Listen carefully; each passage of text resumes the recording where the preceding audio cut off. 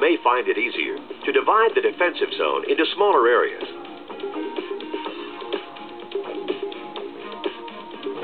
Basic defensive zone coverage starts in Zone 1, the contact zone, with D1 playing the puck carrier. Depending on the gap and the puck carrier's level of control, the defenseman should either pressure or contain. The first forward back supports D1 by taking up a position in Zone 2. By playing slightly off the puck and in a defensive side position, F1 is available to jump to a loose puck or play the one-on-one if D1 is beaten off the wall.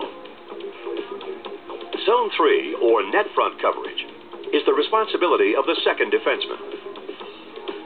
D2 should have his feet facing up ice and his head on a swivel when in Zone 3 coverage.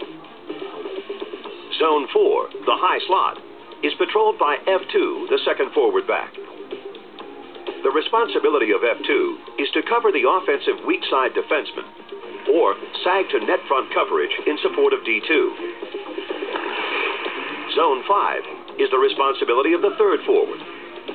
F3 must play on the defensive side of the strong side offensive defenseman and should be ready to intercept a pass to the point. Defensive zone coverage, rotation. If the puck moves from one corner to the other, defensive players should switch sides by moving through the slot. Here, D2 jumps from net front position into Zone 1.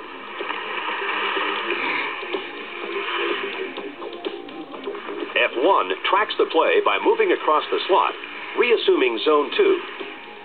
D1 moves into net front coverage in Zone 3. Before moving to Zone 5, F2 must hold Zone 4 until F3 moves into the high slot position.